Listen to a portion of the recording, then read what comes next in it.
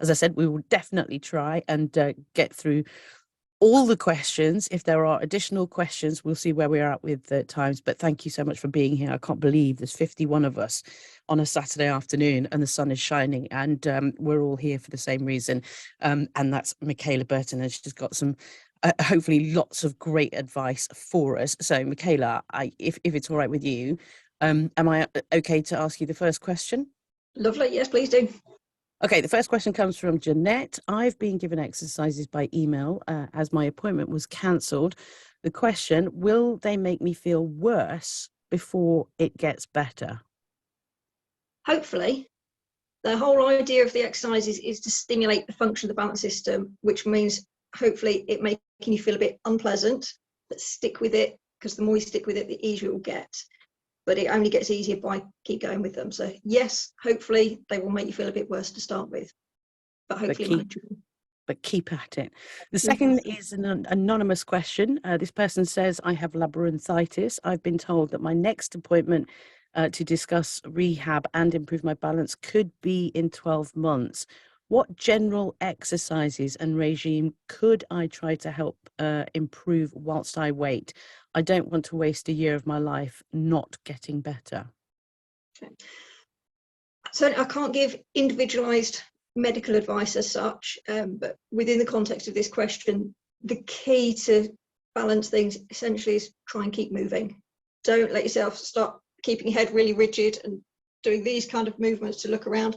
Try and keep your head mobile. Really, really important. So try and move little and often within what you feel safe doing so, and just keep moving. Also, worth trying the VOR exercise, just a very basic VOR exercise, which I've put the video of it on my YouTube channel. Essentially, if you stare at your thumb or any stationary object and just keep your eyes absolutely locked on it and turn your head. So imagine somebody's asked to borrow an awful lot of money from you, and you know that full well they have no intention of giving it back to you, and you're staring at them and going, no. Do that for about 20 seconds, 4 times a day. That's the sort of the very beginning basic exercise. Start that up. And that can be quite panic. You can feel quite panicky when you're first doing it for the first time ever, Michaela, because I think some of us have been there and knows what it feels like, because it feels horrid to start with. It does. Or it can. If it feels unpleasant, all the reason to keep doing it. We've got to stimulate the balance system to give your brain the chance to work out what's going on and then start to retune. So keep moving. We've got another question, again, anonymous. I understand that my Meniere's gives me horrible vertigo, spinning attacks, but why in between attacks do I have many days of unsteadiness and reduced balance? And can I do anything to improve my balance during those days? Okay, so certainly, yes, you can do things to improve it. So Meniere's, when you have an attack, it knocks the function of the balance system in one ear. When the Meniere's attack has passed, function comes up again a bit. It doesn't necessarily go back to doing exactly what it was doing before. And that then leaves you with an asymmetry in the function. So although the attack has gone, you're then left with what we would call a vestibulopathy, which is that imbalance in function between 2 ears. And we need to do some exercises to help retune that. So again, keep moving. Once you feel able to and it's not making you vomit, try and get moving. Brilliant. Another question around Meniere's, and this comes from Alison. She's two sort of questions from her. Do vestibular rehab exercises reduce vertigo attack severity and frequency, or just primarily improve balance? That's question 1 from Alison. And then she goes on to ask, can the exercise reduce the fatigue that I experience? I assume the fatigue is caused by the brain rewiring itself to make sense of the confusing information that it's receiving. Yeah, so in answer to the first part, the exercises will not do anything about the attacks themselves. The exercises will purely help the imbalance in between attacks to kind of retune the system. And yet the fatigue, if your balance isn't working quite right, your brain is having to do at least almost the workload all the time just to try and work out what's going on with your balance. And that is tiring. If you ask anybody to do 16 hours work in an 8-hour day, you can imagine how tiring that's going to be. And your brain's doing exactly that when your balance isn't quite right. So yeah, the fatigue is caused by the imbalance. It will also make balance feel worse because you're more off balance when you're tired. But again, try and get moving as much as you can, but also give yourself a chance to have rests. So proper rests where you're not sitting thinking, oh, I've got to do this and I've got to do that. And actually, whilst I'm sitting here, I'll just have a quick look at my emails. Actually let your brain have a proper rest, little and often through the day as well. Yeah, switch off all those mobile phones and laptops or whatever is what you're saying. Brilliant. Simon has a question. He says, having had almost a dozen VM attacks in the past month, I have a quick question for Michaela. I'd like to ask in that moment between thinking I'm about to have an attack and having an attack, when the world starts moving, I have a brief period where I think I may be able to fight it. Are there any tips or tools or techniques that I might be able to try to try and break that cycle before I fall to the floor and hold on tight? There's not anything really as such you could do to prevent the attack from happening. Unless you're on suitable medication for migraine, that can help, and taking that as soon as you start to notice symptoms are starting to kick in. But besides that, there's not anything that you can do that's going to stop it happening once it's starting. So what was the second part of the question? So he's saying, is there anything that he can do to try and the brief period where he thinks he might be able to fight it without falling? Are there any tips, tools, or techniques that I might be able to employ to try and break that cycle before he actually falls and holds on tight? He says, I've tried breathing techniques and tried to visualize myself away from the attack, but when it kicks in, then he just has to hold on. Yeah, no, it's just going to kick in. Just do whatever you can to make yourself as comfortable in that situation as you can. So whether it's when you go into a quiet, dark room or getting yourself settled somewhere that you feel secure. Michaela, if just throwing some experience there over the years, because with many years I've had way too many vertigo attacks. The bit we could never know, I guess, is one attack always going to be the same strength as the next? But I did find over the growing experience, I panicked less because I knew what was happening, and sadly got very used to these violent attacks. And the less I panicked, the less damage the attack seemed to do, if that makes sense, the less traumatic it was.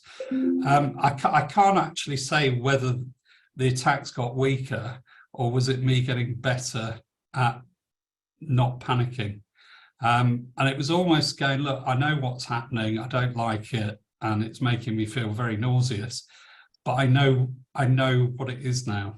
And I know this is really, especially if you're new to a balance condition, say don't panic. But if you do get experience, which I think Simon has got quite a bit of experience there, I just think it's possibly worth trying. As you say, it's going to happen, you're not going to stop it. But are there ways we can think while it's happening that may lessen the sheer terror of it? But as I say, it's only anecdotal, I've got no real data on it, but certainly I got better at riding that rodeo bull, or whatever you want to call the attack. I got more used to being calm with it. Certainly, I think how you talk to yourself does make a big difference into how you then respond to it.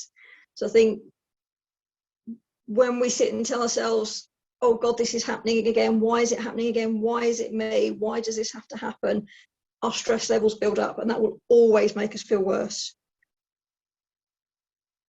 We're not going to, I'm not a big believer on this whole, oh, just see the positive side of things and that'll make everything great. I think that's unfair and unrealistic. It's big pressure to put on someone. I think being able to take that mental step where you say, okay, this is happening again, and it's frustrating. But I've been through it before, I've come through it, and I know it passes, and I just need to get through this, whichever bit, as best as I can, and then it will pass, and then I can carry on. And changing how you respond to it will then change your stress response to it. And hopefully that in itself will also make things that bit easier. Yeah, absolutely. And Claire also agrees, saying deep breathing exercises and trying to be calmer because that adds vertigo to the vertigo attack. Yeah. Yeah. Thank you for that, Claire. And I think I'm not sure if it's the same Claire has a question. And if it is, well, whichever Claire it is, if there's more than one today, what can I do to get rid of? So she has vestibular migraine that on the whole is treated fairly well. She barely has it. What can I do to get rid of the motion intolerance? I'm well until I get on a boat, a lift, or anything that bounces. She says, should I get a large trampoline? As I think you're saying you had one about 20 years ago and it was horrendous. Don't get a trampoline. As migraine sufferers, we are a lot more sensitive to motion.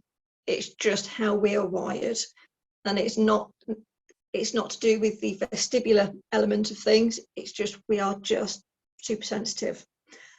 And I get migraine, I get super travel sick, and generally I would say with balance conditions, or most balance conditions, medication doesn't solve the problem.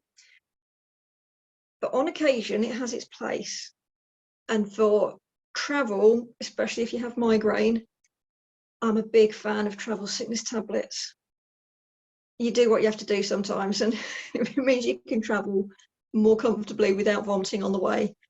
Travel sickness tablets from the chemists, and possibly have a chat to your GP if they're not quite strong enough. But things like on a boat, that usual advice of being up on the top deck and actually being able to watch the horizon so your brain can match up your visual and your bodily sensations of the movement of the boat. In a car, being in the front seat, either as the passenger or the driver, not in the back seat. Same with things like buses, being able to sit in a position where you can see exactly what's coming up, and kind of sitting and imagining you're a driver, even though you're a passenger. Because if you look out the passenger window, you've got lots of things moving around you. It's going to make you feel bad. Just looking out the front window, keeping your head relatively still, but anticipating what's coming and giving your brain that chance to get ready in response to what's coming can help really dampen things. But beyond that, I mean, some people swear by things like ginger or peppermint to help settle the stomach. Some people find travel bans work for them. Fantastic. If not, travel sickness tablets. I hope that helps, Claire. No trampolines. No trampolines is what Michaela is saying. It'll make you feel better. Yeah, definitely no trampolines now. Oh, thought of that, it's quite scary right now. Got a question from Vimla who says, I've been seeing an ENT consultant here in London since 2020. This is his diagnosis of Vimla's condition. 1, right-sided high drops, high fluid pressure in the inner ear. 2, vestibulopathy. 3, visual preference. He referred me to the vestibular rehab clinic. Have been going, doing numerous exercises with the physio, which is really helpful. Is there anything else I can do to help my balance? In an MRI scan in 2021, I had an incidental find of a meningioma on my left temporal bone. Okay, so meningioma is usually a very small tumour, completely benign, very, very slow growing. Incidental finding just tells us that it's just a bit of a surprise finding that hasn't caused any symptoms necessarily. It's just, it happened to be there when they did the MRI. So that's not anything to worry about with regards to sort of all the rest of the diagnosis. Again, best thing to do is keep active, do things that you enjoy doing, whether that's going out for walks or reading, crosswords, whatever it is you enjoy doing, keep doing your hobbies, finding things you enjoy. Things like Tai Chi, yoga, Pilates are fantastic. They're very, very good for the balance system because it's the very gentle, repetitive body movements. It's fantastic physically anyway, and brilliant for the mental health side of things. So keep active and do stuff you enjoy, essentially, and keep going with balance rehab exercises. Hope that helps, Limna. Got a question from John. What's the best vestibular physiotherapy for total bilateral vestibular failure, in particular oscillopsia? See, now that's a very, very hard one. Very, very hard, unfortunately, because obviously the vestibular rehab exercises are to help make the most of the vestibular information that's there and get the brain to retune for it. If there is bilateral failure and there's very little vestibular function there to work with, there's not a great deal sort of balance exercise wise that helps. Now the oscillopsia is that when you're walking, the world bobs up and down. So you know the old video cameras, if somebody was walking and filming, the screen would be bobbing up and down. That's essentially what's happening with oscillopsia.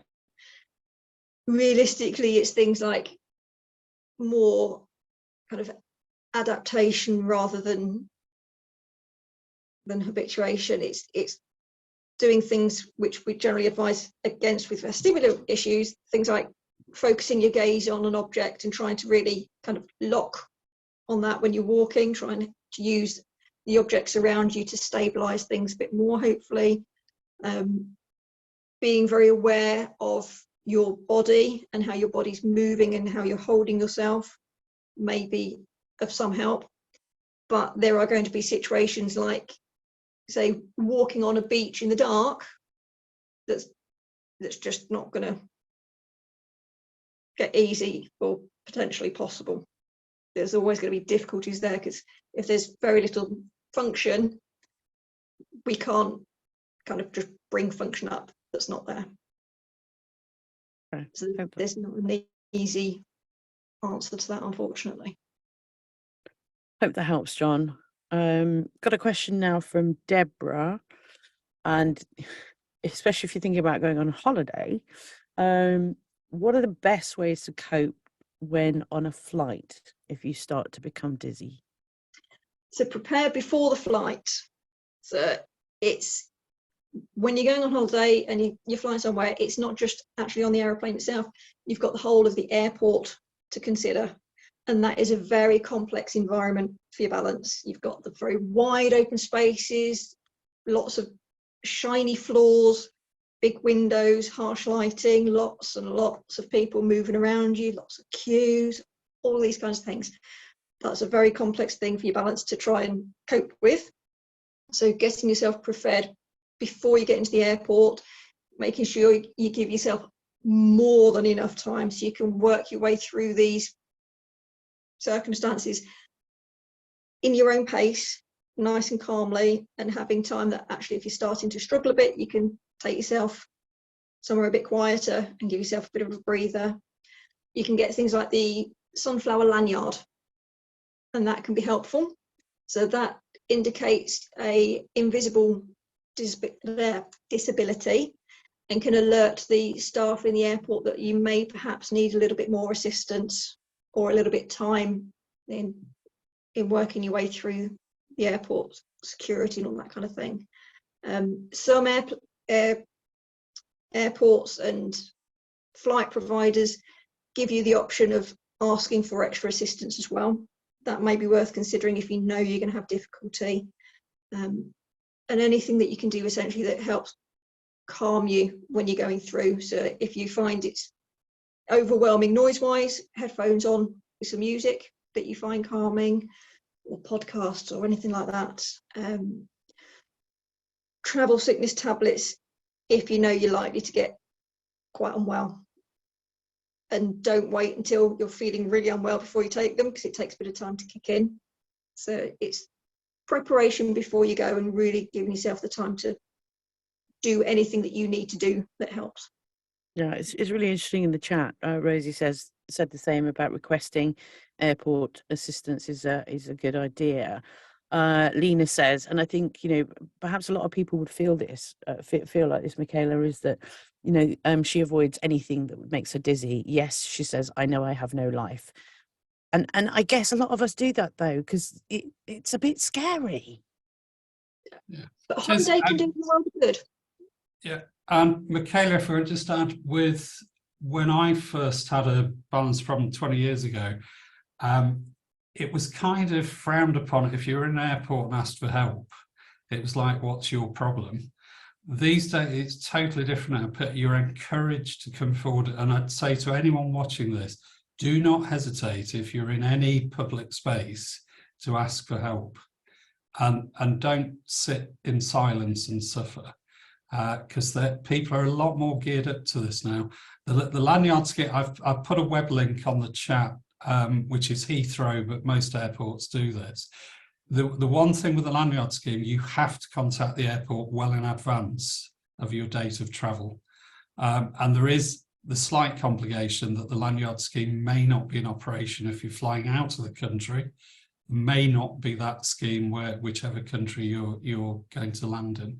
But I urge everyone, don't be a wallflower. Just tell people you've got a problem, you need help, and I think you'll be surprised at what a positive response you generally will get from staff, airline staff, airport staff around that. And you're quite right. Holiday, if you could get to a holiday, I just personal experience, I went through a few years of a terrible time, starting with my life's over, and then it started getting better from that. And I remember doing my first foreign holiday, and it was so emotional to get abroad, arrive in a hotel and go, I've made it. And it was such a milestone to get back to that. So I'd encourage everyone to try for that, and don't put up with being housebound if you really don't need to be. Yeah. Thanks. I know, and it's true, you know, and I can see in the chat, you know, people like Lena, and she's not the only one, I know that, you know, are too scared to leave the house, whether that's through embarrassment, whether that's because they don't feel, you know, confident enough because of whatever their balance condition is, you know, it can be very isolating, Michaela. What would your advice be on that front? It depends on what's keeping you at home. There's the fear of embarrassment, of going out and appearing drunk and people making judgments and making unkind comments, which there are people that think they are very funny and are just being unkind. But actually, people generally pay far less attention to other people around them than we really think they do. When you go shopping, for example, how often can you think of where you've really taken much notice of what other people around you are doing, unless they do something that really stands out? But it is important to try and get out and about a little bit and just gradually expand how far you're going and for the duration that you're going, if you can, whether it's that's going with someone initially and then gradually trying it a little bit more on your own, just by having them walking a few steps behind you, with telling them what your plan is, not just kind of saying you've got to stand however many steps behind me. But if you keep avoiding things, it's not going to change. You've got to make just those little tiny steps at a time in increasing where your boundaries are. Yeah. And, you know, again, I think Rosie's just talking a bit about, you know, how she feels it's virtually impossible and overwhelming. Even when she's indoors, it's difficult enough. So the thought of having to go out is really quite scary, or it makes you feel poorly, I think Sandy is saying, and wait for a better day when you're feeling perhaps a little bit better, then attempt something. But it's even just within the house, Michaela, you know, just doing some of as much as you can, even if it's using aids, for instance, perhaps. Yeah, do little but often, and gradually it will get easier.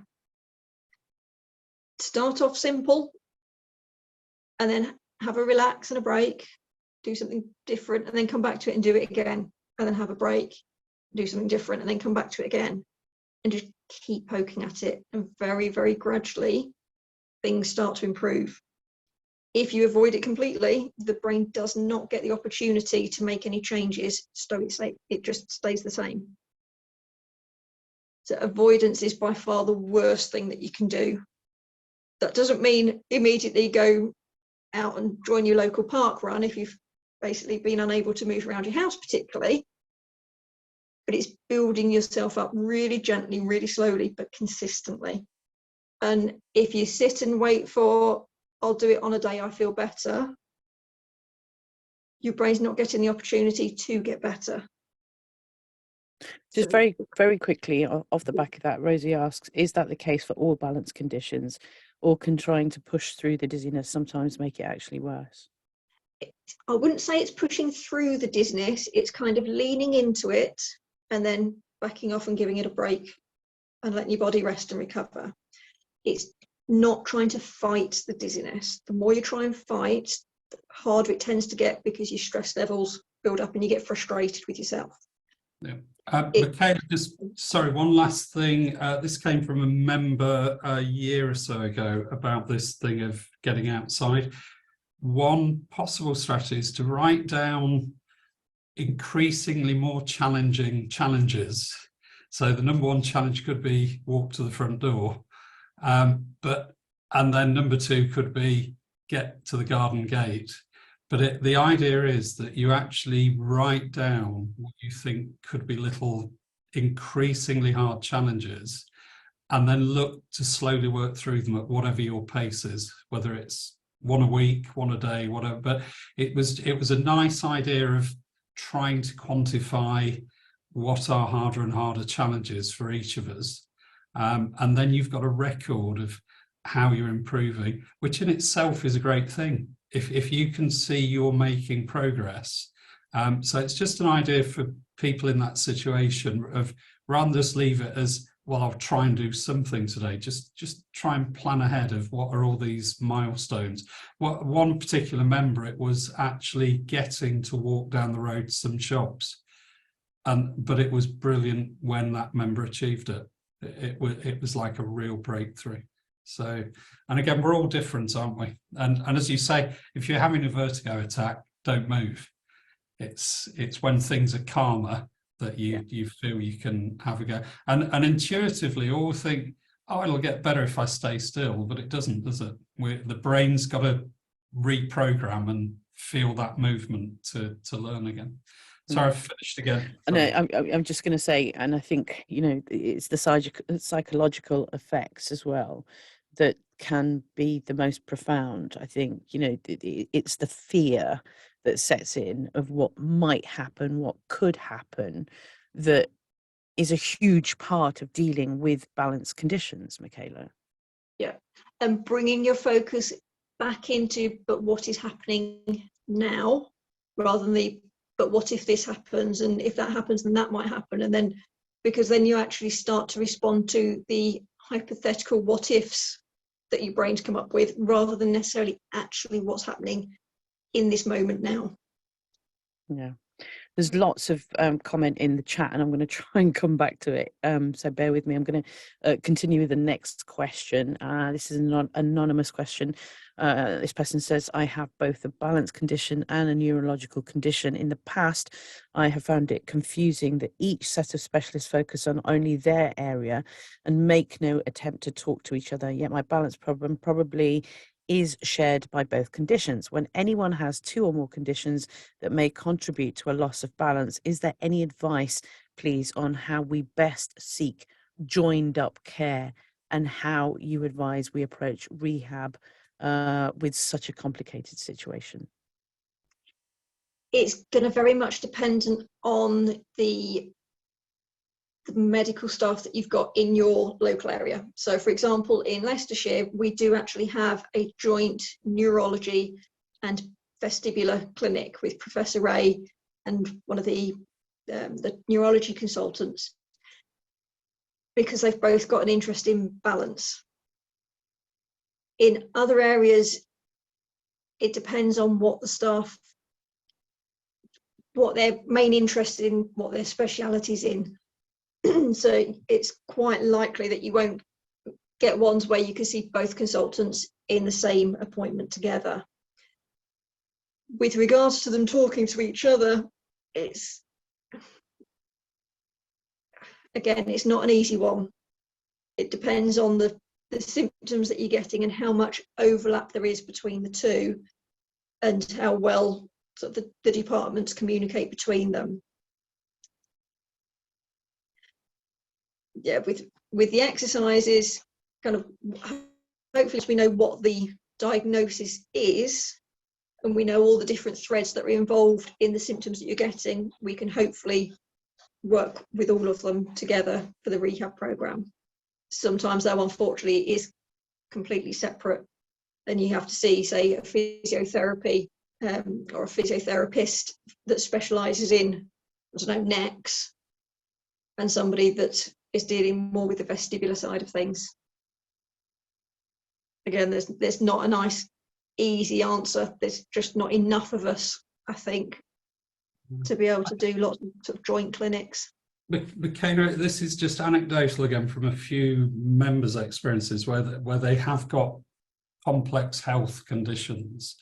And there's definitely been a few cases that they've explained to me where initially they've been held back in resolving their balance problems because they're being treated for something that could be neurological, or that, and it's, again, I guess you're going to say there is no easy answer to this, but I would say to anyone out there who's got a primary problem that isn't balance, but there is a secondary knock-on, a symptom could be bad.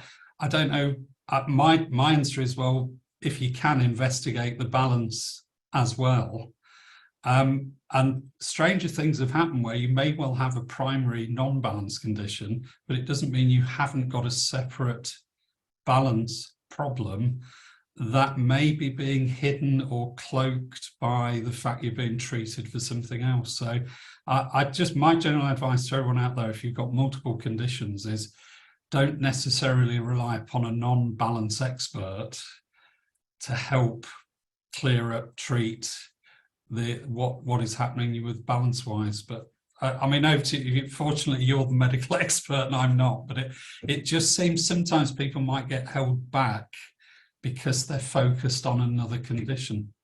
Yeah, I think the difficulty is that in the medical field, generally the doctors will look at a whole host of symptoms and they can put all of those symptoms into one diagnosis, and they treat that diagnosis and that resolves all the symptoms because it's that one condition. The difficulty with vestibular issues is that it can be coming from a number of different conditions all into one symptom. And if you're seeing somebody that's got that view of, well, we're looking for one condition, and they think, right, I've identified, say, BPPV being present, and then they don't look further, they'll treat you for the BPPV, which will be fantastic, but it doesn't necessarily resolve any underlying vestibulopathy or migraine or anything like that. It's seeing somebody that can identify all the different threads that are involved in that one symptom, and therefore then treating each of those threads appropriately. So I think it's just probably more from that traditional setup where they try and look for one cause to all the symptoms, and balance likes to be different for all of us. And you can have more than one condition all happening at the same time, and all sorts of other things adding in as well. So yeah, it's sometimes it'll be seeing somebody that's looking a bit more widely that is a lot more helpful. This is why it is so important to try and find somebody that their speciality and their interest is in balance and vestibular issues. Yeah, you can get referred to END. So and as we said, getting treatment's difficult. But again, general advice to most people: you are an expert within your own body. You know what's going on in yourself, and I know it's really difficult, but if you feel somehow the diagnosis is not fitting with you, or the symptoms, or you're being treated, I just implore everyone to keep fighting and not just give up, and keep looking to try and get that answer. But as I say, difficult situation with access to care. And as you say, Michaela, we're all different, and especially when you've got complex, multiple conditions, it's not easy at all. But thanks for that one. Thank you. Oh, got a question from Kath, who says 4 months ago I had a surgical labyrinthectomy. I hope I've pronounced that right, and have been receiving private VR at home. My recovery in the early days was quite remarkable, and I've got my life back. However, in order to move and walk around doing daily things and trying to live my life to the full, I have continual feeling of imbalance and feel quite dreadful at times. I'm still doing the VR exercises, but they don't seem to help me improve anymore. My physio suspects I have vestibular migraine that can last for a few weeks at a time. Can you give me some advice? This is from Kath. Okay, so with vestibular rehab, essentially we expect small improvements over long periods of time, not vice versa. So it's fantastic that you got such a marked improvement at the beginning, but it's slowing down doesn't necessarily mean that it's not worth still carrying on with the exercises. It can be very much like watching a child grow. Sometimes you can see quite a marked difference, and other times all of a sudden you take a step back and say, oh my God, have you suddenly outgrown your trousers? It can be that subtle sometimes. With regards to it potentially being migraine, you'd need to speak to a suitable GP or consultant to get that looked into as to whether that is the case of what's happening, in which case getting it treated appropriately, because the vestibular rehab exercises won't have any impact on the migraine side of things. Just an additional question to that, if I'm understanding you correctly, if you have your set of VR exercises that you do at home, I'm assuming there are different types of exercises to increase your I can't think of the right word, your level. You've given me lots of different exercises over the years that I've been seeing you, Michaela, to enhance my balance. Yeah, so the exercises are adapted ideally entirely dependently on what specifically you're having difficulties with each step of the way. So the exercises may need to be altered to something a little bit more challenging that's specific to that particular environment or those particular movements that she's having difficulty with. So it might be the change of exercises really need to be looked at, because we don't want to just keep doing the same thing all the time, because once it's done that bit of tuning, it's tuned, and we need to make it more challenging. But if there is migraine on top of that, then it does need to be identified and treated appropriately. This is a question from Ange, who says, apart from doing rehab exercises, is there anything else which would significantly help speed rehabilitation?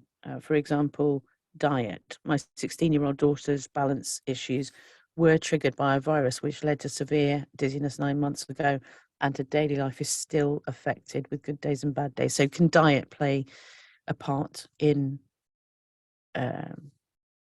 dizziness?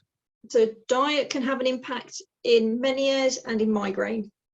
So with Meniere's, we advise low sodium, so low salt intake, no caffeine. With migraine, different things affect different people. The big five with migraine to try dietary wise: caffeine, cheese, chocolate, citrus fruit, and that's lemon, lime, orange, and grapefruit. Any form of it, the zest of it in a cake, the juice, the fruit itself, any form of it. And Chinese food, the MSG in Chinese food can be a big trigger for some people. And we advise you cut those things out completely for ideally a couple of months, and then you can gradually start reintroducing things to see what impact it has. Now, some people have very strong response to certain foods, and I've known people that 1 square of chocolate has been enough to kick off a migraine. Other people eat as much chocolate as they like, makes no difference. It can be a particular thing, it can be the right combination of things in the right order, in the right timings. It gets a lot more difficult to identify. But migraine and Meniere's are the ones that diet has an impact on. For vestibulopathy, BPPV, we suggest things like vitamin D can be helpful for some. But other than that, really, diet isn't the thing that's going to make a difference. It's going to be things like activity levels and keeping active and mobile, which I will continue to say an awful lot. Keep active, keep mobile, move, go out, do things that you enjoy, even if it's not quite in the same way that you were doing them before, and even if it's for a much shorter period of time, keep trying with it, because it will make such a big difference. And okay, if you're only able to go for a walk a couple of meters up the road and then back again, that's fantastic. Enjoy the fact that you've got out a little bit and keep doing it. And the more you do it, easier it'll become. Even if it's you need to take a walking stick for a period of time, brilliant. Go out with a walking stick. Don't beat yourself up for the fact that, but I need a walking stick to be able to do it. That's fantastic. If you can still do it in whatever way. These are the things that will have a big impact, because it's very, very common that if we don't feel very well, we stop doing the things that we enjoy doing.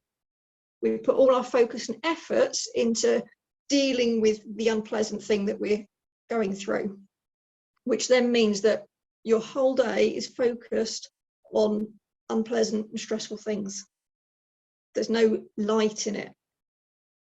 If you try even just to do a little bit of what you enjoy for 5 or 10 minutes each day, well, that's 5 or 10 minutes that you're not spending focused on unpleasant things.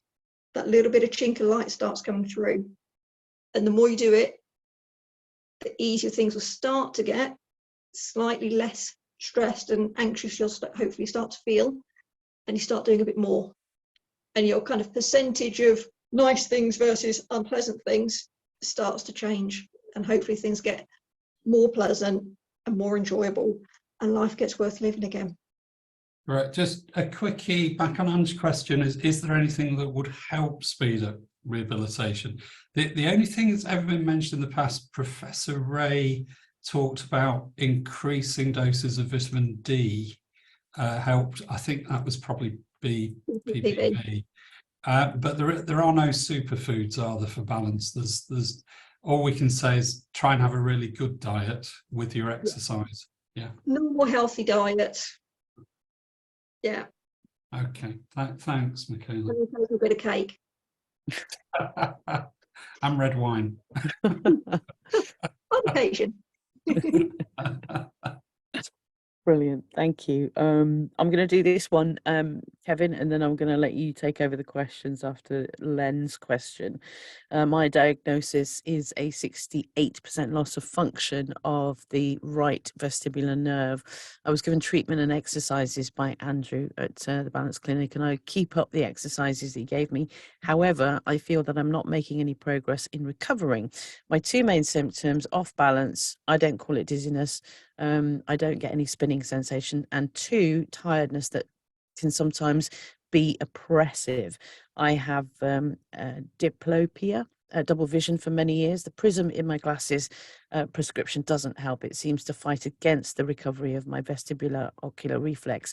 Can you advise on strategies I may employ at home to improve on my situation, please? It sounds like the exercises themselves may need to be made more challenging, and that's something that he'd need to look at with regards to kind of very specifically what's going on, what difficulties are being had for the exercises to be sorted accordingly. With regards to the tiredness, the diplopia, that double vision is going to make things an awful lot harder. Your brain takes information for balance from your vestibular systems, your visual system, your full musculoskeletal system. Your brain then has to process all that information, work out what it means, work out what it's supposed to do about it. It has to send out the responses to all the parts of your body to respond, and all the parts of the body have to respond accordingly. And this is all done in fractions of a second, all the time. So any problems with any of those pathways will have a big impact on how you feel with balance and how much your brain is having to work for it. So if the vestibular system isn't doing very well and you've got double vision, your brain is having to work so very hard to try and keep on top of things and make the right assessment as to what's going on and its response. Trying to get the optical side of things as good as possible. So if you've not had a recent optician's appointment, I would strongly recommend that that's the case, to make sure your glasses are absolutely the most suitable prescription for you as they are. So yeah, opticians, challenge the balance system more with appropriate exercises, but also let yourself take breaks as well. Let your brain have the opportunity to catch up. So as I said at the beginning of the meeting, actually letting your brain turn off and not just thinking, I need to go and do this, and whilst I'm actually having a few minutes break, I'll just go and do this as well. Find something that properly lets your brain switch off and tune out and have a nice little peaceful break, whether it's things like mindfulness or focusing in on something that you just really enjoy doing, because your brain will relax whilst you're doing something you enjoy. All those kinds of things will help, but it's doing things little and often, and that includes pacing yourself with breaks. Okay, great. Michaela, on that note, I know, or I understand that different balance conditions will obviously need different treatment, therapy, physio. But given a lot of us are stuck at home and we can't access people like yourself, are there things we can do that could actually cause damage or set back our balance? Or is doing the wrong exercises just likely to be really uncomfortable and get nowhere? In other words, are there any risks by doing it ourselves and trying various different movements and this thing about moving the head? Is there ever a risk we could make things worse? There's a risk if you have BPPV, so if you've got calcium crystals loose within the balance system in the ear, if you do the wrong movements with that, potentially you can shift them from one canal into another. So it goes from posterior canal BPPV to lateral canal BPV, which will feel really unpleasant. The only other risk really is doing things that are not sensible in the first place. So things, I wouldn't say trying to do something that makes you feel really bad standing next to a glass coffee table or next to a pond in your garden. It's easy to see there why that might be problematic and potentially cause further injury than you've started off with. Yeah, and I'm assuming it's perfectly okay then to recruit, say, your partner, friends to be with you and potentially be there to help you, not necessarily to catch you, but again with walking, there's no problem if you were walking arm in arm with someone. It's better than not walking to Exactly. do that. Yeah, if it gives you cover, that's great. Good. So I'm going to take over reading the questions. RuPaul's going to monitor the chat and let us know anything worth knowing. And the next question comes from Tina. When it starts to get dusky, despite doing VRT at home, all these years later after diagnosis, I seem to lose all of my orientation. This means I can't go out once it gets to dusk and then dark. I still suffer with blurred vision when trying to read anything, or if I'm in large open spaces or unfamiliar surroundings or busy, noisy places. Can you please explain why this happens and what could I do to stop this? So one of the ways that brain can try and help itself if the vestibular systems aren't working quite so well is start to put more emphasis on your visual information. And it recognizes the ears are telling it some slightly strange things, because don't trust the ears, trust the eyes. But your eyes are really easy to trick. why we get optical illusions. And we've all seen a whole variety of optical illusions. But if you've got a balance problem, your brain can start doing this to you in supermarkets or where there's lots of things moving around you. Your ears are telling you some slightly odd things. If you're over relying on your visual information and you're using sort of things to kind of stare at, to lock onto, to maneuver yourself around more easily, your brain really trusts the eyes. If somebody then walks across your field of vision and breaks that gaze, your brain has a moment where it goes, I don't know if I've just turned that way, if the person's just walked past me, or if it was both of us. And it has to make a decision and respond within fractions of a second. And it gets confused and it makes the wrong choice, and therefore it responds accordingly, and it's the wrong outcome. A change in the exercises would be needed, and challenging that side of things would be required. With regards to difficulty when you're walking in the dark, again, it's because it's that change in the visual information. There's a lot less information visually that your brain can use to work out what's going on. So it's relying a lot more on your ears, which is telling it weird things, and your full body, which hopefully is telling you the right thing.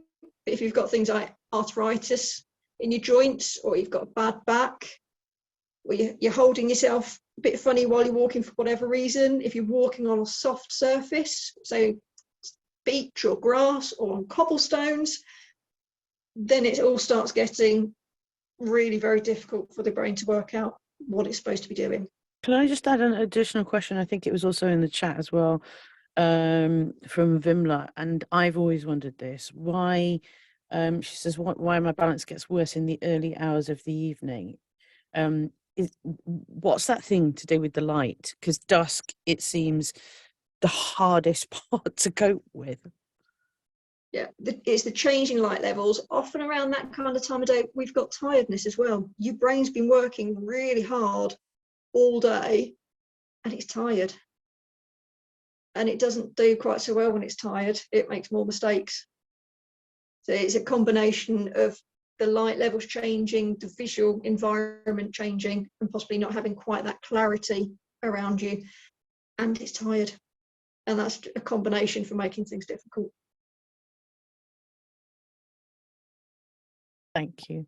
I mean, it is very, very difficult. I remember my personal experience of feeling fine going into a supermarket and within 2 minutes not feeling very fine at all.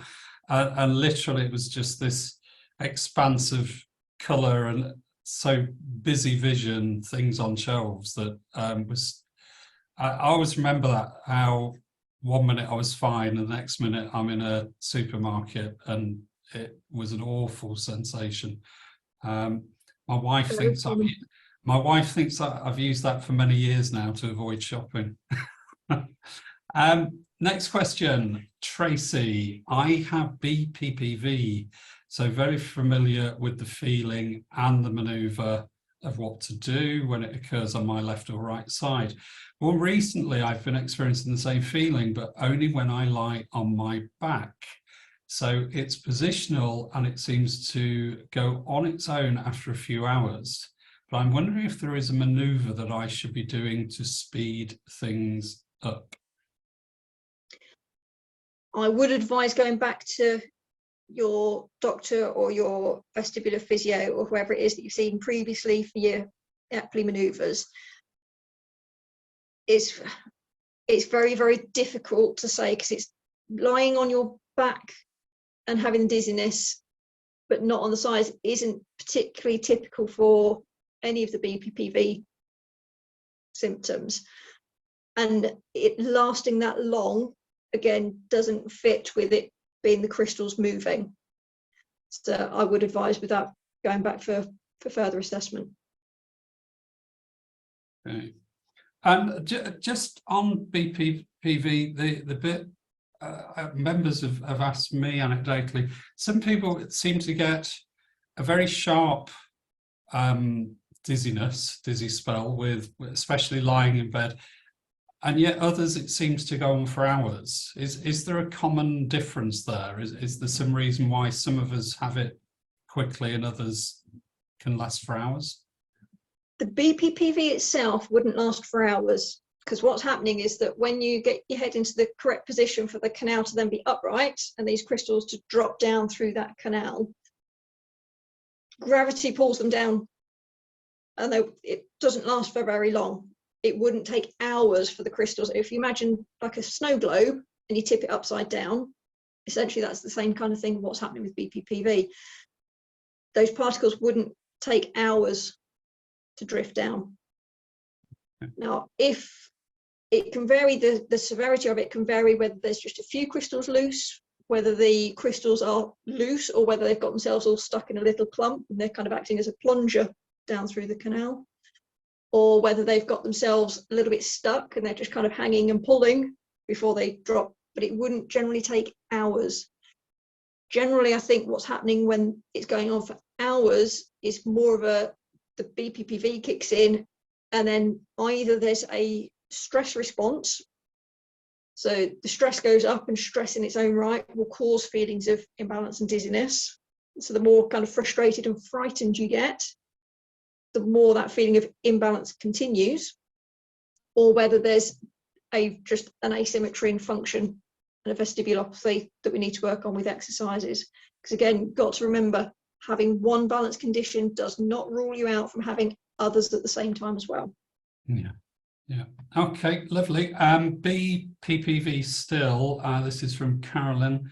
Having BPPV for many years, I know my balance is getting worse. I use a walker outside. I get tired quite quickly as the day goes on. I go to a balance center in Thailand where I live and try mindfulness on my phone, but feel neither are helpful for my balance to improve. Is there anything which could be helpful? I know I have a stressful lifestyle because of my husband's health issues. What can be done to help Carolyn? Certainly, I'd be wondering if there's a vestibular rehab program in place there. It sounds like there's more imbalance than BPPV alone. Certainly stress, obviously, yes, can cause imbalance, and tackling the stress side of things as much as is possible really helps. So whether it's things like mindfulness, fantastic. And as I mentioned before, Tai Chi, yoga, Pilates, whatever form you enjoy. And it can take a bit of trial and error of trying different things to find what works for you. And sometimes the instructor can make the big difference as well. Finding an instructor that you like can be really helpful. It's tackling the forms of stress if it's possible. So obtaining whatever support that you can with your husband's health issues, and seeing what kind of support's available around that. And I would say, again, I know there's various causes of tiredness, but one hugely common theme with anyone with a balance condition is the good old what we call brain fog, where our brain is working on every second of trying to balance us, whereas before a balance condition, that was just done automatically and we never even thought about it. So all those new to balance conditions, it is really, really normal to feel absolutely shattered because your brain is suddenly having to do work it never did before.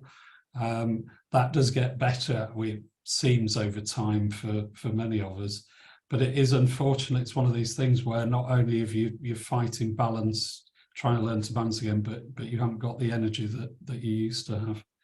So the thing to remember with that is that your balance function normally is dealt with completely subconsciously. You don't think about it at all. It's the same once you've learned how to walk. As adults, we don't think about how we're moving when we walk because we don't need to. We've learned it, and we've learned it well enough that the subconscious deals with it now instead.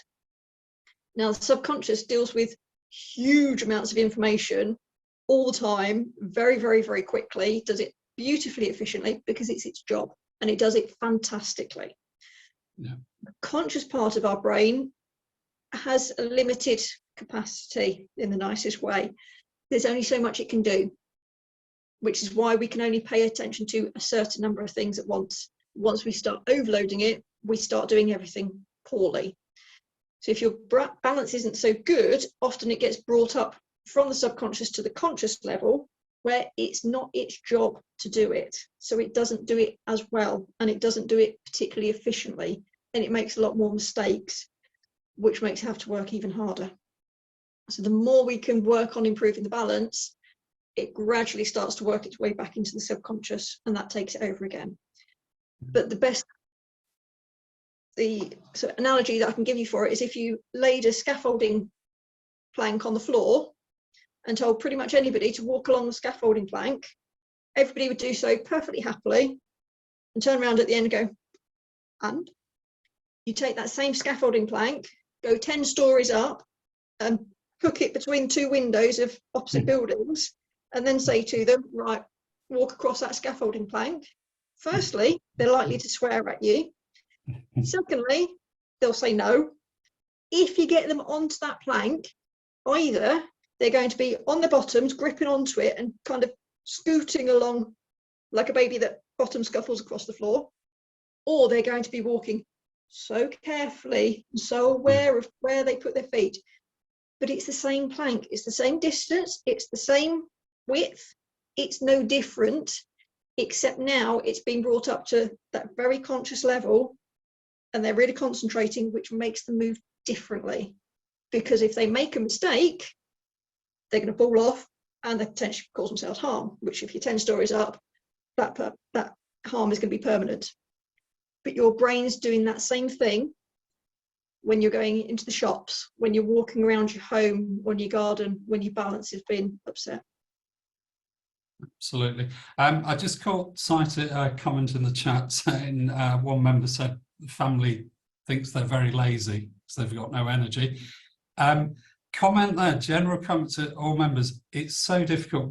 Before we had a balance condition, we didn't understand balance conditions. It's very difficult for anyone who's never had one to understand how significantly they change your life and how dramatically. What I would say that if you've got family or friends that you don't think are really understanding it, try and get them to watch one of these meeting videos, look on our website, try and introduce them to the fact that this is normal for anyone with a balance condition. They possibly won't believe just you. So if you can get them to look at some of these videos, they'll begin to understand there is such a thing as brain fog, and it really does stop you functioning as you used to. And the other second part to that, you know you get brain fog, you know you can't do what you did before, so don't be as silly to try and push yourself some days to do what you used to do, because that's just madness. And it's kind of be kind to yourself, even though we want to get better and we want to get to a stage where we could do what we did. If you can't be kind to yourself, it's very difficult for others to be. But as I say, with people who are not believing you or don't get it, refer them to us. And anyone who's got a very hard case of a loved one who doesn't believe, get them to ring me, and I'll tell them. I'll explain what it's like. Next question, and a very good one, this family related. It's anonymous. When I walk outside, my husband will hold my arm as I have a fear of falling. But having that help stops me from ever walking unaided. Will this slow down or stop my body relearning to balance? Okay, so firstly, it's better to get out walking and holding somebody's arm than not out walking at all.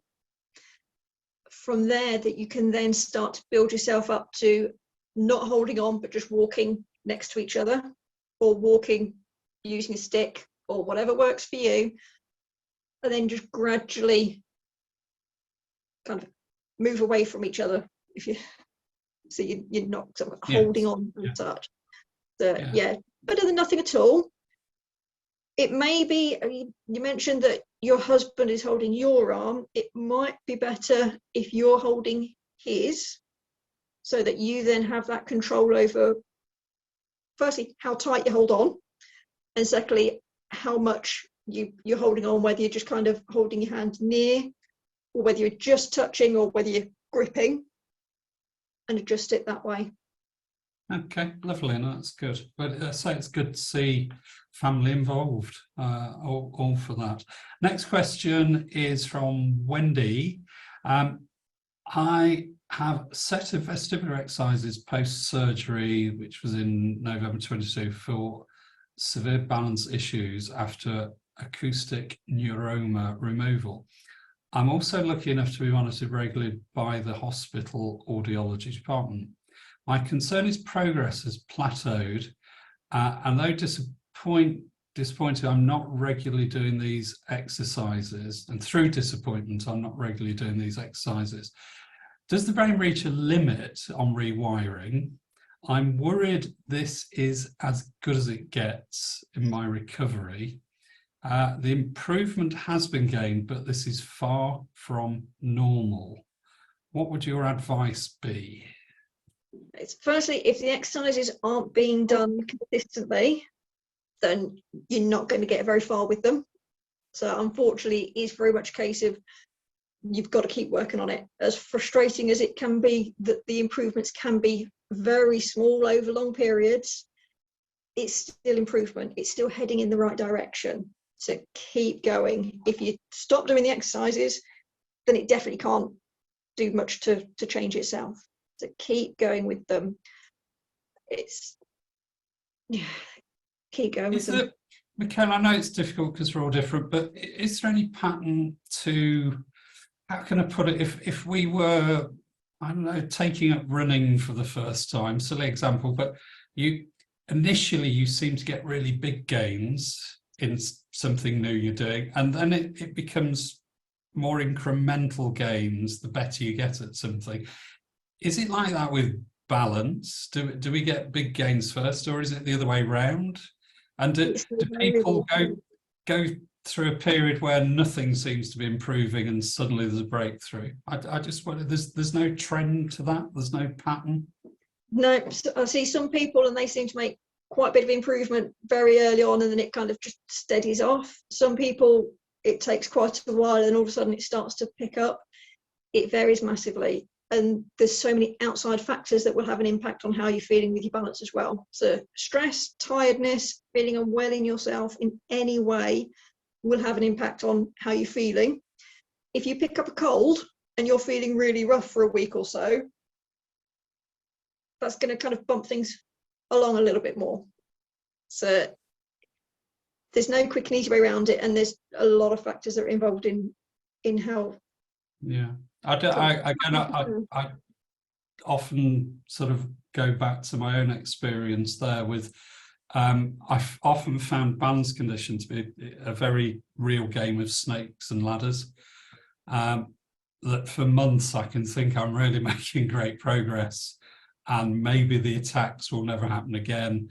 And then bang, one day an attack, and you feel you've gone all the way down that snake and starting again. Again, my experience, and I've seen this with a lot of people, it is snakes and ladders, but we slowly progress and make it to the top of that board. But it can be so distressing when you think you're having a good run, and then bang, you're back to the start again. There are going to be blips. It's not necessarily going to be just a case of you get better and better and better and better and better. There's going to be things that crop up that kind of delay things or make you feel a bit worse for a period of time. It's not that it's taking you right back to the very beginning again and you have to start from scratch all over again. It's a bit of a blip in things. The other part of the question about, is there kind of a limit as to how much your brain can change? To an extent, yes. We can't say that we're going to get you being 100% perfect or normal, and there isn't actually anything such as 100% perfect or normal. It's getting your brain and your vestibular system retuned to as good as we can get it. Yeah. So no, we that's don't know understood. until we get there. Yeah. Ruth, I'm just wondering, any interesting comments on the chat before we move on to new questions? You're muted, Ruth, I think. Can we? Sorry, yeah, apologies. Sorry. Lots of conversation about brain fog, tiredness is a big talking point on here, and also I believe explain to family some of the things that I've spotted. If I've missed anything, then please do point it out to me. Yeah, no, I mean, family's a big thing, isn't it? So we all need support, and especially at these times. But it is difficult for anyone to really understand when they don't live it. Okay, I'll move on to the next question. This is anonymous. I am in the north of England and being treated by the NHS for my balance condition. Appointments are very slow to be available. If I pay to see someone privately, do I have to inform the NHS, or does it create any problems within the NHS system? So you can't really kind of just jump between the two as such. And it's the difficulty with kind of NHS and private, you're potentially getting told different things by different people, depending on where you are at each stage. So that can make things difficult. Obviously I work both NHS and privately, and kind of the benefits of some people going into things on the private side means that potentially that also frees up a bit of space in the NHS to make things a bit easier waiting list wise for those that are needing to go through the NHS. But you can't really kind of just jump between the two.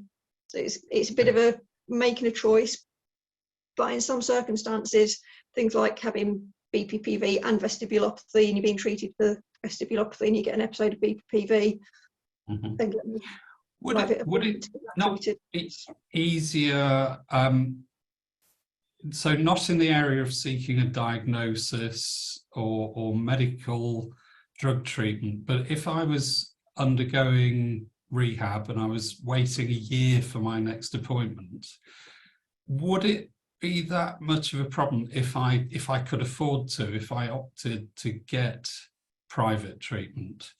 Would I really need to inform the NHS, because they're a year away?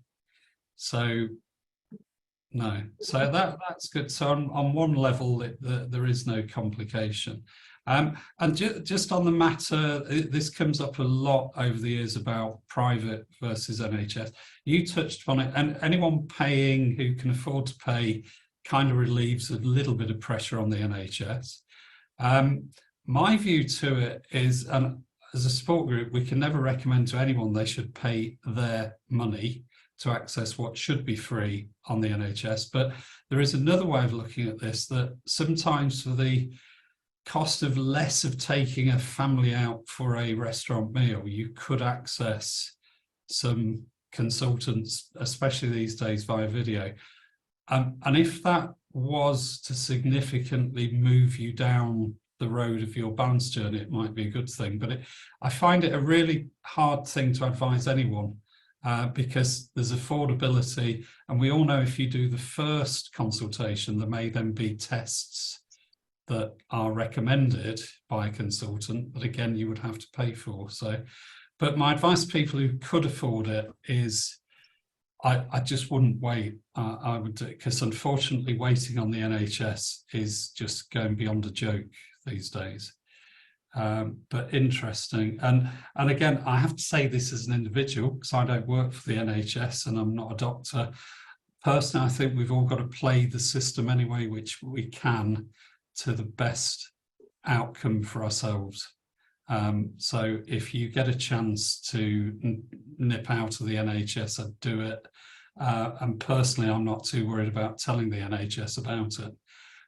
That's being on the receiving end of many a letter telling me my appointment is now cancelled the week before I'm due to go. So I just think we have to look after ourselves. Next question, anonymous again. I've lived with a balance condition for over 5 years now. As soon as I wake up, I'm checking if today is a good day or a bad day for balance. And it's on my mind all day long till I fall asleep. what can I do to take my mind off my balance condition, as it is very, very tiring to live with this every hour of every day? Yeah, need to change routine. So if the first thing you're doing is waking up and thinking, what's today going to be like, and then assessing all of that, put something prepared to focus on when you wake up. So whether it's having, I don't know, a radio on quietly so that you wake up and you immediately start listening to radio, or whether you, I don't know, set yourself a particular job to do, change your routine and get your brain distracted in that way. Now, it doesn't work if you say to yourself, right, don't think about my balance, because to tell yourself not to think about it, you've got to think about it, which means you're then thinking about it and not thinking about it. It's give yourself something else to pay your attention to. So, yeah, possibly put a crossword by your bedside if you like doing crosswords, so that when you wake up, you sit up and you do your crossword and then decide what you're going to do for the day. But find something to put some of your attention onto instead, without having to say I'm not thinking about this. Yeah. No, There's a whole I can, it gives me shivers thinking of my past of early years where I think you call it hypervigilance. And I was monitoring everything from the air pressure to, is there a cold rain front coming in from the west? And what time did I wake up? What have I eaten? Everything. And honestly, from my side, remember, I'm just Meniere's. I, other than salt, never found one thing that made any difference, could be attributed as a trigger or made my situation any worse. But I tell you, I wasted hours, days, weeks, months of my life monitoring everything. I guess it's human to look for a trend. And I'm, by the way, I do differentiate there from if potentially diet, if it's vestibular migraine and diet could be a cause. I think accurate food diary is a brilliant monitoring that sort of thing. But I just think for me, I was just crazy trying to analyze everything. And that is so tiring. Our normal life shouldn't be about that. How can you live in the moment when from the minute you wake up, you're just so conscious of this awful condition? Cure for me, it was a bitter experience really, learning it made no difference and eventually persuading myself not to waste the time doing it. But that took time. I hope people out there can learn from such as my example, that maybe you won't find those trends, and by all means start and look for it, but don't do it forever. Just wears you out. And the anxiety response will cause feelings of dizziness. So essentially you will find what you are looking for. Yeah. And then you wind yourself up more because you found it. Yes. And keep focusing on it more. And it builds your anxiety up and up and up and up and up. And it's just that self-fulfilling prophecy of finding what you're looking for. Absolutely. And the only way to break it is to stop looking for it and look at other things. Yeah. And I give this silly example. It's really about the whole thing about the support group. If only I could have met me 20 years ago, met me from today. If there was a time machine and today I could travel back and meet me the week after I've started my Meniere's attacks, boy, I would have saved years of wasted time on anxiety, depression, fear, all the rest of it. But there isn't a time machine.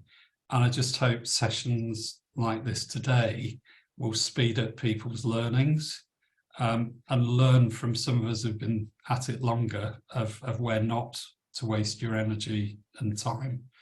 But we're all different. That's the trouble.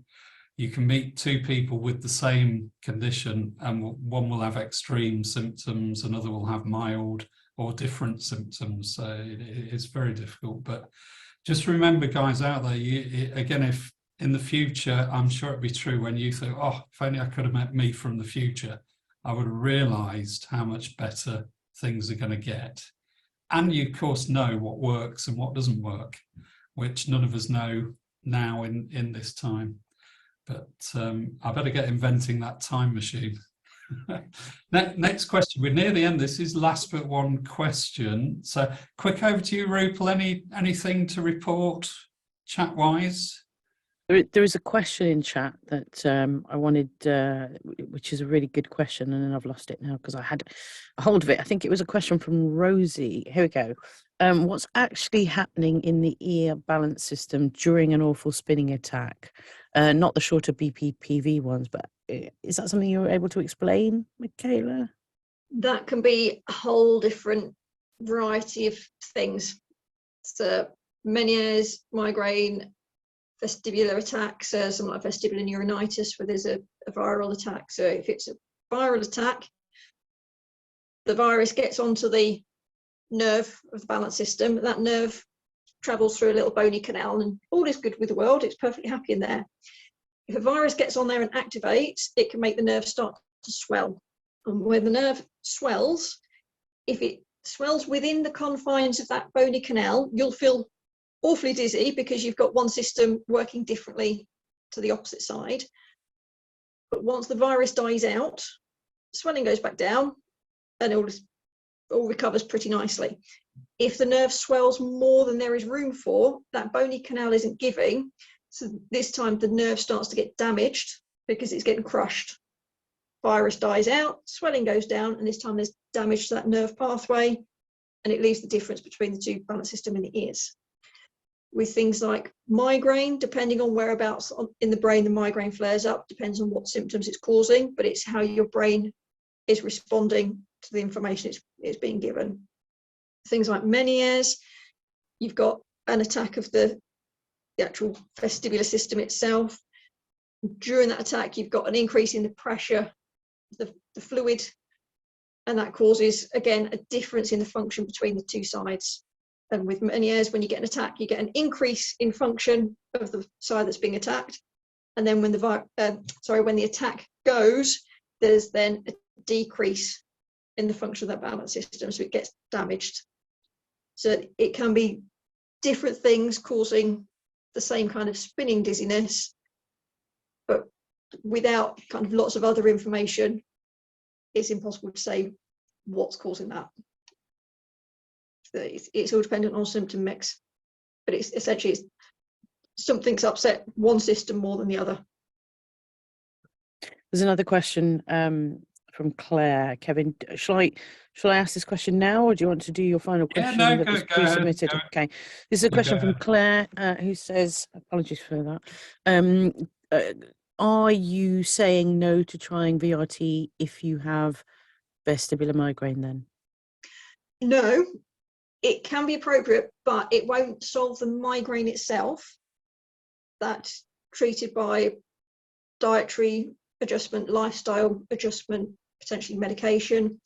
If there is imbalance left between the migraines, then vestibular rehab can be appropriate, but we do have to be careful because there's some people that the vestibular rehab exercises seem to trigger some migraines.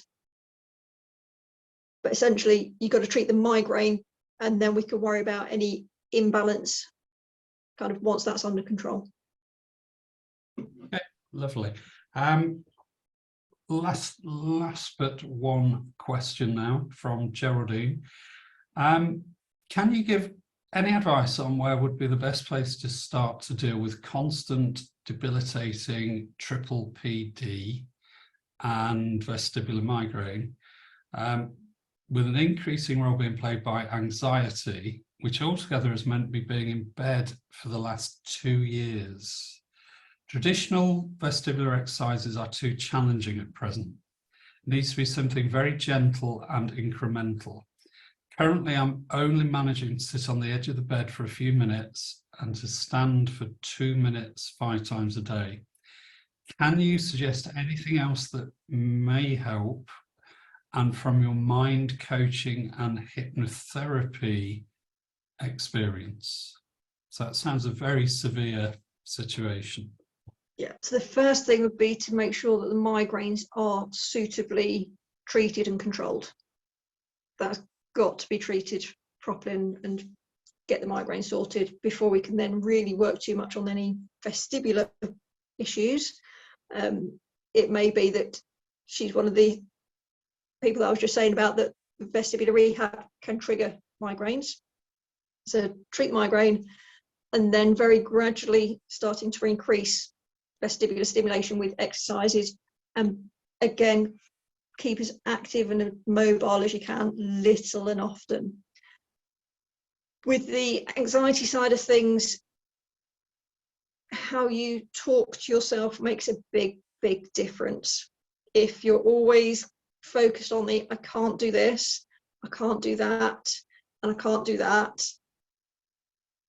it's all very focused on the things that you can't do, which is stressful, increases the stress levels, make everything feel worse.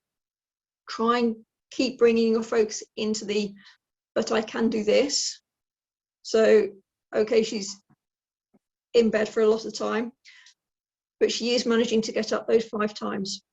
Might be hard, but she's managing it. So keep focusing as much as possible on the little wins.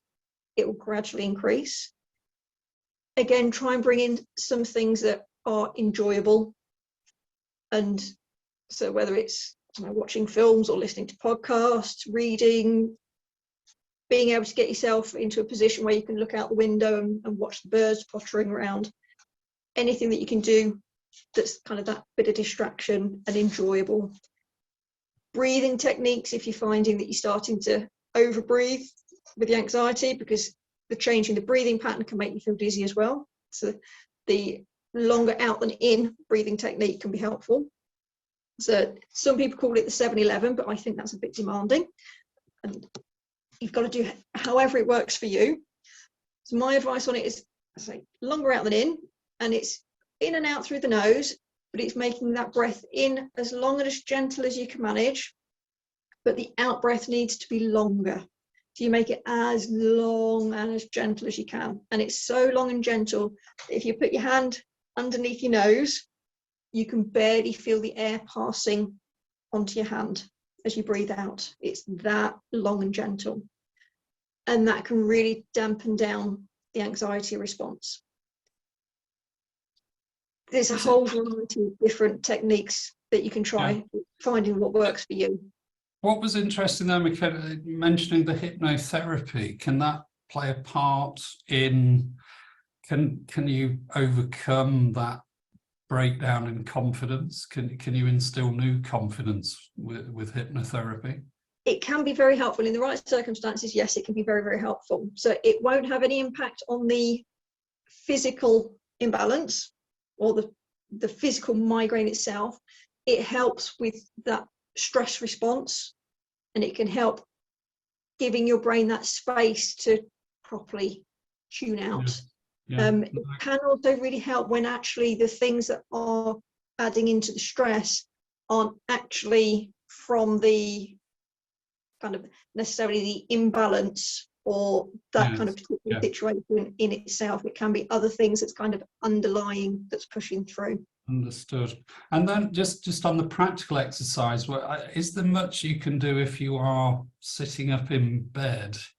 Are there many exercises one can do, you know, such as this, moving your head? Are there any other things you could advise?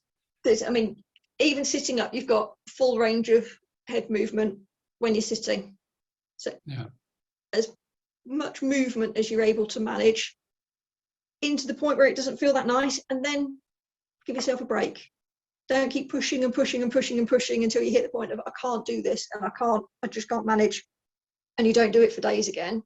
Do it a little bit, feel a bit unpleasant, okay, bit of a break, and then come back and do it again, and keep doing it little and often. Okay. Lovely. Good. Okay, thanks for that. And final pre-submitted question, and we'll see if we've got a few minutes for audience questions after this. Judith, I know that Michaela is a clinical hypnotherapist, Can hypnosis assist in the management of balance disorders? I have BPPV, triple PD, possible early onset Meniere's and tinnitus. So again, it really is, and it's worth exploring this for the members today, is where can hypnosis come in and help with your traditional physiotherapy? So I found it particularly helpful, particularly when there's a lot of underlying stress in kind of outside factors. So not just necessarily from just the balance itself, but all sorts of other things that go on in our life can cause a lot of stress. Anything that we've gone through previously that's still got a stress level response there, the hypnotherapy can be really helpful with that. I say it's not going to have a direct impact on the BPPV at all. It's not going to have a direct impact on Meniere's attacks, but it can be helpful with adjusting how your brain's kind of talking to you about how you feel about these kinds of things. It's not a flick of the switch and it changes it for you. Your brain needs to do the work, but helping it recognize that actually there is a lot of other underlying stress that it's needed to tackle, or things that you've experienced in the past that it kind of needs to acknowledge that it's in the past and that's actually not what's happening now. It can be really helpful in that kind of situation. Yeah, I've just seen some in the chat that hypnotherapy isn't generally available on the NHS or no. So No. that would have to be private. Difficulty is that it's very difficult to do kind of blinded studies on it. You can't standardize it as such. So to do a research project on it, to sort of get it through ethics and all that kind of thing, you have to be able to give a very clear exactly what you're going to say and exactly what you're going to do. And the difficulty with hypnotherapy is kind of past the what you call the induction, kind of that talking people through into the general relaxation side of things. After that point, as much as I might be thinking, oh, we'll kind of look at this particular thing that you've mentioned to me before that you find stressful, quite often we find actually once we've got the brain into that relaxed state, something completely different pops up. And we have to work with that. So if you're trying to standardize it to do what would be a good clinical study, it goes completely out the window. So you can't standardize it to ask each person exactly the same question to then get the same response. It's just not how our brains work. No, good. Just before we take any supplementary questions, in the audience today, we've got Sue, who just wanted to mention about the Carver research. So Sue, if you're there, can I ask you to? Yeah, I am, yes. Tell us what you know. I do, yeah. So those of you that at the last meeting remember that Kevin highlighted that Professor Ray was part of a new research project looking at the diagnosis of any balance disorders, and you need to have either been diagnosed in Leicester, either on the NHS or privately, with having a condition such as BPPV, triple PD or Meniere's disease. I volunteered myself following that meeting, and as you can see, I'm looking a bit bionic. I started the study on Tuesday. I was recruited to it, and I have to wear these electrodes and sleep in them for 24 hours a day for 30 days. And it's going okay so far. They did fall off the other day, so I was sweating a lot out in the sun. That was a bit of a problem. But I did manage a day out in London with them and they didn't fall off. And so I'm just encouraging anybody who feels able to, if they want to help with research for fellow sufferers, put your name forwards, and Kevin will forward it to Professor Ray. Yeah, super. Yeah. I'll probably put another email out next week just to Yeah, remind that'd be everyone of good. the qualification. I think so. The tan lines will be very interesting. I know, I'm just thinking the summer's arrived now. I won't be able to sit out in it because it will look bizarre. That's good. Thanks for mentioning that. Thank you very Okay, much. no problem. Ruth, have we got any questions in chat that we can put to Michaela? I think I've got everything. Oh, hang on, there might be one. Deborah, is that a question from you, Deborah? Do you want to ask it yourself? Yeah, what I wanted to know was, I get tinnitus as well. I've got vestibulopathy, visual preference, and vestibular migraine. Why do I get tinnitus? And what can I do to alleviate the symptoms? I know you can listen to music, but I'm trying to think in terms of when I want to go to sleep. The tinnitus is exceedingly common. So you can get it with all sorts of hearing loss, you can get it without hearing loss. Various balance conditions can make it more likely, so things like Meniere's can cause it. There's not a treatment as such, there's not anything that you can take that will make it go away. It's more distraction techniques and management techniques to finding ways of getting your brain to focus on things other than your tinnitus. And again, it's very much one of these things that the more you focus in on it, the more you'll be aware of it. And the more stressed you get by it, the more attention you pay it. And the best thing to do is pay as little attention as you can by finding other things, which is where that suggestion with regards to music can be very helpful. So you'll notice it more in very quiet environments, because your brain kind of looks around for something to listen to. It doesn't find much, goes, oh, I'll listen to my tinnitus. So having some sound around you helps give your brain something else to pay attention to. But there's not a great deal that's going to make it go. It can be aggravated more by caffeine, alcohol, stress. Stress makes everything worse. I don't touch alcohol and I don't touch caffeine, chocolate, so I didn't used to very much anyway, and I don't like cheese anyway, so yeah. So things like distraction techniques, whether it's music or something else, kind of things like mindfulness can be really helpful.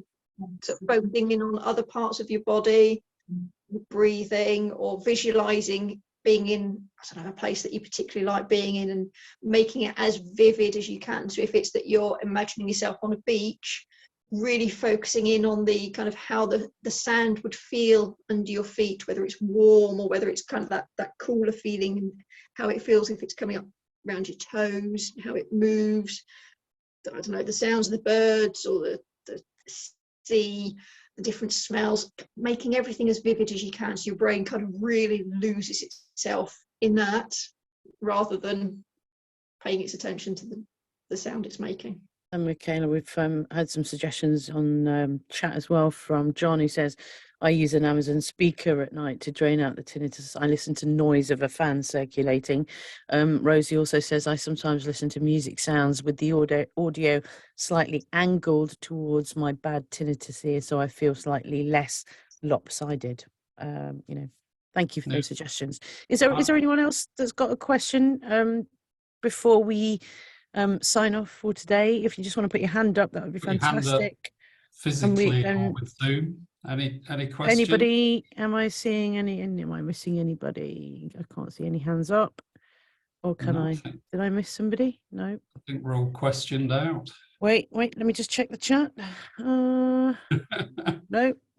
I think that's everyone. That's good. That's brilliant. We've done. So, Michaela, thanks ever so much for giving up this time, because I know you are incredibly busy, and I believe you're holding the fort at the NHS side in Leicestershire. Are there many signs that will improve resources wise for next year, or is it too early to tell for Leicestershire? I mean, in Leicestershire, I've started training one of my colleagues to start in the rehab side of things as well, and hopefully got a couple more people coming through that will hopefully start training up.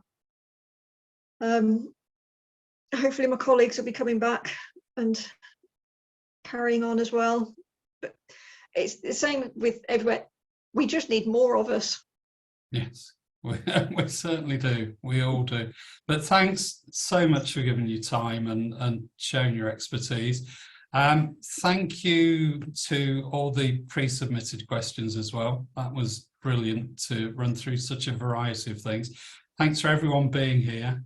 And remember, this is not a sprint, it's more of a marathon. But all of us will get to a better place, whether that's improving the physical symptoms, improving our control of our mind over the symptoms. So do always keep that hope. Remember what we said at the start. Do join our member-to-member network, get talking to the members. Do look at past meeting videos to get, the more knowledge you've got, the more understanding, the better equipped you are to go forward and deal with these conditions.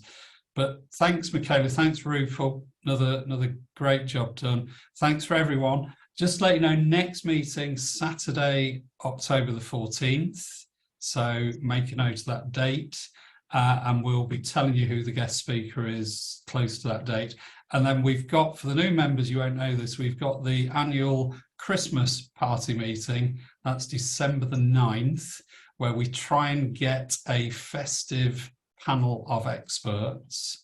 Without giving too many secrets away, you may well be seeing Michaela again, but she will be wearing a Christmas jumper or silly Christmas hat. But thanks ever so much, everyone. I hope it's been good for you all, and we'll see you again soon. So all take care. Thank you very much. Bye. Bye Thank from us you. all. Bye-bye. Bye-bye. Bye. Bye-bye.